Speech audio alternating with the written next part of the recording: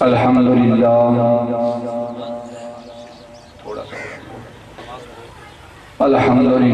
رب العالمین والعاقبۃ للمتقین والصلاة والسلام علی سید الانبیاء والمرسلین سیدنا ومولانا ومأوانا وملجانا وشفيعنا وحبيبنا ورحيمنا وكريمنا وغوثنا وغيثنا ومغيثنا وعيننا وعيوننا ومعيننا قرتنا وقرة عيوننا وشفائنا وشفاء صدورنا ومأوانا وملجانا سيدنا ومولانا محمد صلى الله عليه وسلم وعلى آله الطيبين الطاهرين وأصحابه الهاديين المهديين وأولياء أمته وعلماء ملته وسائر أمته أجمعين اما بعد فاعوذ باللہ من الشیطان الرجیم بسم اللہ الرحمن الرحیم الم یجدک یتیما فآوی صدق اللہ العظیم ان اللہ وملائکتہ یصلون علی النبی یا ایھا الذین آمنوا صلوا علیہ وسلموا تسلیما بآواز بلند پڑھیں ایک دفعہ سارے آقا کریم علیہ السلام کی بارگاہ عالیہ میں ہدیہ صلاۃ والسلام پیش کریں تاکہ آپ کو بھی آنے کا کچھ فائدہ ہو۔ سارے حضرات کوئی خاموش نہ رہے، جسے حضور درود پاک آتا ہے آقا کریم کی بارگاہ اقدس میں ایک دفعہ ضرور پیش کریں تاکہ آپ کی حاضری بھی ہو جائے۔ الصلاۃ والسلام علیک یا سیدی یا رسول اللہ وعلی آلک واصحابک یا سیدی یا حبیب اللہ۔ الصلاۃ والسلام علیک یا سیدی یا امام القبلتین وعلی آلک واصحابک یا سیدی یا جد الحسن والحسین۔ واجب الاحترام معزز و محتشم سامعین حضرات،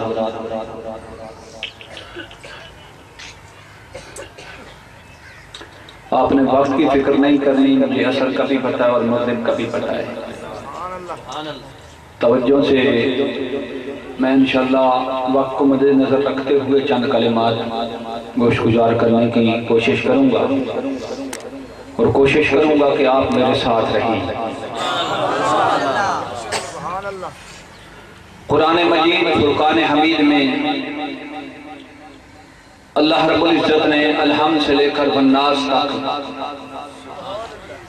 جتنا قرآن نازل فرمایا ہے اسے دو طریقوں سے نازل فرمایا ہے۔ میں صرف اپنی بات کے آغاز کے لیے چند باتیں عرض کرنا چاہتا ہوں۔ اسے دو طریقوں پر نازل فرمایا ہے۔ ایک طریقہ یہ ہے کہ اللہ رب العزت قرآن نازل اپنے نبی پر فرماتا ہے اور اس کے ذریعے امت کو پیغام دیتا ہے۔ جب اللہ پاک امت کو کوئی پیغام دینا چاہے تو اپنے محبوب پر وحی نازل فرماتا ہے، پھر اس کے ذریعے مخلوق تک امت تک پیغام پہنچتا ہے۔ اور قرآن کی کچھ آیات ایسی ہیں جن میں اللہ رب العزت نے صرف اور صرف وحی اپنے محبوب پر فرما کر مخاطب اپنے محبوب کو ہی رکھا۔ میری بات کی طرف توجہ ہے؟ وحی نازل ہوتی ہے اور پیغام ساری امت کو ہوتا ہے، گویا اس قسم میں ساری امت مخاطب ہوتی ہے۔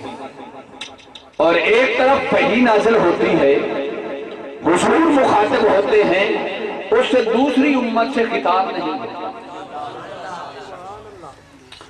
تو قرآن کی ایسی آیات جو اللہ کریم نے اپنے محبوب پر نازل کی، اور ان سے خطاب اور مکالمہ صرف اپنے محبوب سے تھا، امت کو خطاب نہیں فرمایا۔ ان آیات کو آیات مخاطبہ کہتے ہیں۔ کیا کہتے ہیں؟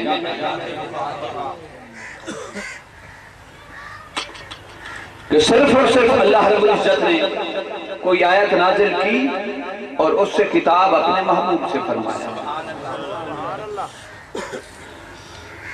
تو جس آیت میں، جس وحی میں کتاب صرف اپنے محبوب سے اللہ فرمائے اور بات صرف محب اور محبوب کے درمیان ہو، بات صرف خدا اور مصطفیٰ کے درمیان ہو، اس آیا کو مخاطبہ ملاطفت کہتے ہیں۔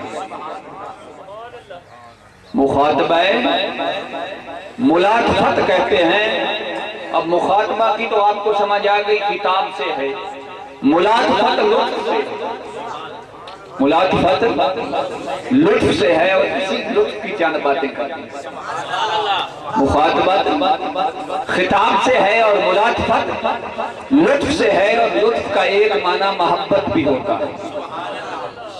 لطف کا ایک معنی محبت بھی ہوتا ہے۔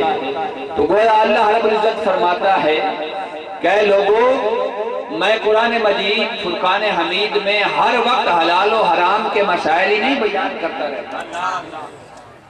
ہر وقت میرے کلام کا موضوع حلال اور حرام کے مسائل نہیں ہوتے۔ کافر اور مشرکوں سے ہر وقت خطاب نہیں ہوتا کہ فلاں کافر ہے، فلاں مشرک ہے، فلاں پہ کفر کا فتویٰ لگا دو، فلاں کو مشرک کہہ دو، فلاں کو باغی کہہ دو، فلاں کو دین سے خارج کر دو، فلاں حرام ہے، فلاں حلال ہے۔ فرمایا احکام ہیں، مگر ہر وقت میں حلال اور حرام کے ہی احکام نازل نہیں کرتا رہتا، کبھی کبھی اپنے محبوب سے لطف کی باتیں بھی کرتا ہوں۔ کبھی کبھی اپنے محبوب سے محبت کی باتیں بھی کرتا ہوں۔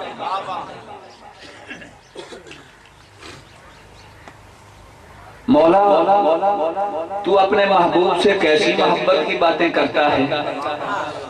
آئیے سنیے۔ میں نے قرآن مجید فرقان حمید میں سے جس آیا کی تلاوت کا شرف حاصل کیا، یہ آیا کریمہ سورۃ الضحیٰ کی ہے۔ میں اس کے شان نزول کی ڈیٹیل میں نہیں جانا چاہتا، صرف اتنا عرض کرنا چاہتا ہوں کہ اللہ نے یہ سورہ مقدسہ مبارکہ کیوں نازل فرمائی، ایک جملے میں شان نزول عرض کرنا چاہتا ہوں۔ وہ یہ کہ مکہ کے کافر اور مشرک اور چودھری لوگوں نے، چودھری ہمیشہ میری مراد ہے سے جو چودھری ہوں وہ ناراض نہ ہوں، بڑے لوگ جو ہمیشہ ہوا کرتے ہیں، دنیا دار، وہ ہمیشہ دین سے دور رہا کرتے ہیں۔ میری بات میں جھوٹ تو نہیں؟ دنیا اور دولت کے پجاری ہمیشہ دین سے دور رہتے ہیں۔ اس وقت مکہ کے چودھریوں نے، کافروں نے اور مشرکوں نے حضور علیہ السلام کو یہ تانا دیا کہ معاذ اللہ محمد کے خدا نے محمد کو چھوڑ دیا۔ کیا تانا دیا؟ محمد کے خدا نے محمد کو چھوڑ دیا، یہ دیا تانا۔ اللہ نے فرمایا محبوب یہ کوئی نئی بات نہیں، آدم علیہ السلام سے لے کر عیسیٰ علیہ السلام تک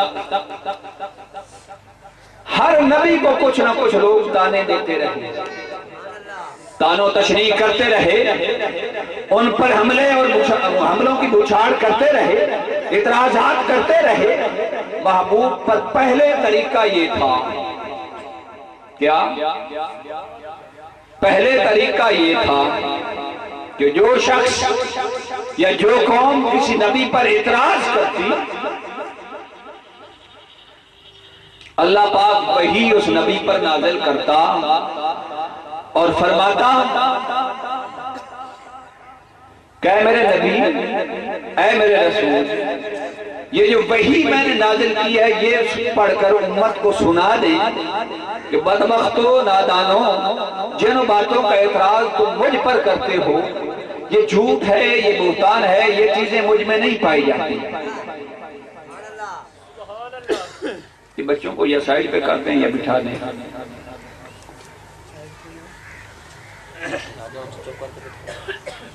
جب وحی نازل ہوتی تو اللہ پاک اس وحی میں ان اعتراضات کے جواب دیتا، مگر جتنا اعتراض ہوتا اتنا جواب ملتا۔ میری باتوں کی طرف توجہ ہے؟ کوئی سمجھ بھی آ رہی ہے؟ جتنا کوئی قوم یا کچھ اشخاص اور افراد کسی نبی پر اعتراض کرتے، اتنی ہی وحی نازل ہو جاتی اور اس کا جواب مل جاتا۔ حضرت نوح علیہ السلام پر، حضرت لوط علیہ السلام پر، حضرت ہود علیہ السلام پر، حضرت صالح علیہ السلام پر، حضرت ابراہیم علیہ السلام پر، گویا تقریباً اکثریت کے ساتھ انبیاء پر اعتراضات قومیں کرتی رہی۔ ابراہیم علیہ السلام کو مثلا قوم نے کہا بل وجدنا آباءنا لہا عابدین۔ جب ابراہیم علیہ السلام نے قوم سے کہا کہ تم ان بتوں کی پوجا کیوں کرتے ہو، خدائے وحدہ لا شریک پر ایمان کیوں نہیں لاتے، تو انہوں نے جواب دیا کہ ابراہیم ہم تو اپنے آباء و اجداد کے مذہب پر ہیں، بل وجدنا آباءنا لہا عابدین، ہم نے تو اپنے آباء و اجداد کو ان کی عبادت کرتے دیکھا ہے۔ گویا ہم اپنے آباء و اجداد کے مذہب پر رہ کر ان بتوں کی پوجا کرتے ہیں، تو انہیں آباء و اجداد کے مذہب کو چھوڑ دیا۔ تو کسی نبی کو آباء و اجداد کا مذہب چھوڑنے کا تانا دیا، کسی نبی کی سواری کی اونچیٹ کاٹ ڈالی، کسی نبی کو شہر بدل کر دیا، وطن بدل کر دیا، غرض طرح طرح کے اعتراضات بھی ہوتے رہے، طرح طرح کی تکالیفیں بھی دیتی رہی امتیں، مگر طریقہ یہ تھا، روٹین یہ تھی کہ وحی نازل ہوتی اور وہ نبی اس وحی کے ذریعے قوم کو جواب یہ سمجھانے کے لیے میں نے بات عرض کی۔ اب باری جب آئی رب کے محبوب کی، فرمایا بے شک محبوب وہ انبیاء میرے خاص بندے تھے، میرے نبی اور رسول تھے، مگر محبوب تو محبوب ہے نا، وہ میرے محبوب تو نہیں تھے۔ اور پھر انہوں نے تانا دیا ہے میری محبت کا، کوئی اور بات کرتے تو الگ بات تھی، انہوں نے تانا دیا ہے محبت کا کہ محبت کے رب نے محبت کو چھوڑ دیا۔ فرمایا محبوب آپ اپنی زبان مقدس نہ کھولیے، آپ خاموش رہیے، آپ نے اس قوم کو نہیں بتانا کہ میں کیسا ہوں، بلکہ میں خالق ہو کر میں اعلان کروں گا کافرو، میں تمہیں بتانا چاہتا ہوں کہ میرا یار کیسا ہے۔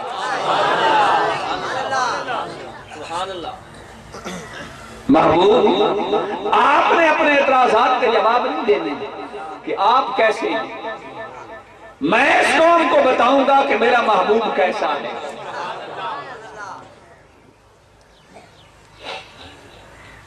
اور پھر اللہ رب العزت نے اپنے محبوب کریم علیہ الصلوۃ والتسلیم پر آنے والے ہر اعتراض کا دفاع خود فرمایا ہے۔ کوہ صفا پر آقا کریم علیہ الصلوۃ والتسلیم نے جب اعلان نبوت فرمایا اور اللہ کی توحید کی دعوت دی، ایک مکہ کا بڑا چودھری کھڑا ہوا جسے لوگ ابو لہب کے نام سے یاد کرتے ہیں۔ وہ کھڑا ہوا اور اس نے انگلی اٹھائی آقا پر، اس طرح انگلی اٹھائی اور انگلی اٹھا کر کہنے لگا معاذ اللہ محمد تو نے ہمیں اسی لیے بلایا تھا۔ بس اتنی بات کی، انگلی اٹھائی اور اتنی بات کی۔ یہ بات آپ نے ذہن میں رکھنی ہے۔ رب نے فرمایا محبوب پہلے لوگ اعتراض کرتے تھے انبیاء پر ان کے جواب انبیاء خود دیتے تھے، اب باری آئی ہے تیری، اب جواب بھی میں خود دوں گا اور ایسا جواب لاجواب دوں گا، جواب ایسا جواب لاجواب دوں گا کہ قیامت اور حشر تک نسلیں یاد رکھیں۔ کیوں؟ بات ہے نا تیری محبت کی، انہوں نے تیری اور میری محبت کا تانا دیا ہے، ایسا جواب دوں گا کہ سارے طریقے، سارے پرانے پیٹرن اور ساری پرانی روٹین ختم کر کے ایک نئی طرز پر جواب دوں گا، اور جواب ایسا دوں گا کہ قیامت اور حشر تک یاد رکھیں۔ اب جو اعتراض تھا اس کو ذہن میں رکھنا ہے آپ نے. اللہ نے, ابو لہب نے اس وقت انگلی اٹھائی آقا پر اور بکواس کیا کیا کہ تو نے ہمیں اسی لیے بلایا تھا.